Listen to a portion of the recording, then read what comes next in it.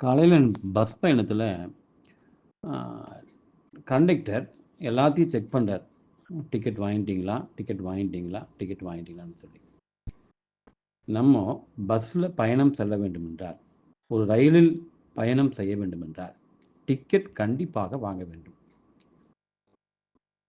பரலோகம் என்ற ஆசீர்வாதத்துக்குள், பரலோகம் என்ற வாசலுக்குள் நாம் செல்ல வேண்டுமென்றால் பூலோகத்திலே நாம் ரட்சிக்கப்பட வேண்டும், மனம் திரும்ப வேண்டும், மறுபடியும் பிறந்த அனுபவத்துக்குள் வந்து கர்த்தரோடு ஒரு நல்ல ஐக்கியத்திலே இந்த உலகத்திலே வாழ வேண்டும்.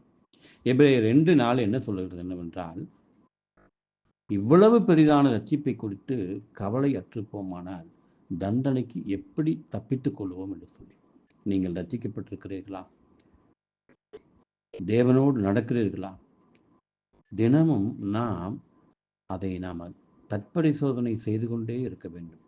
நமது எண்ணங்கள் மூலமாக ரட்சிப்பு எப்படி இருக்கிறது, சிந்தனைகள் மூலமாக, நடக்கையின் மூலமாக, கற்பனையின் மூலமாக நாம் கர்த்தரோடு நல்ல தொடர்பை இந்த உலகத்தில் வைத்திருக்கிறோமா? ரட்சிப்பின் அனுபவத்தை தினமும் நான் அனுபவித்துக் கொண்டிருக்கிறேனா? அருமையான காலைவெளியில் நாம் சிந்திப்போம், ரட்சிக்கப்படுவோம். தன் பாவங்களை மறைக்கிறவன் வாழ்வடைய மாட்டான், அதை அறிக்கையிட்டு விட்டு விடுவனோ கர்த்தருடைய விலையேறப்பட்ட இரக்கத்தை பெறுவான் என்று சொல்லி வேதம் சொல்கிறது. அந்த விலையேறப்பட்ட இரக்கம் என்னவென்றால் ரட்சிப்பு. இன்றே உங்கள் பாவங்களை அறிக்கையிடுங்கள், ஆண்டவத்தில் மன்னிப்பு கேளுங்கள், ஒப்புரவாகுங்கள். தேவனுக்கு பிள்ளைகளாக இந்த உலகத்தில் பிறந்து தேவனோடு நடப்போம்.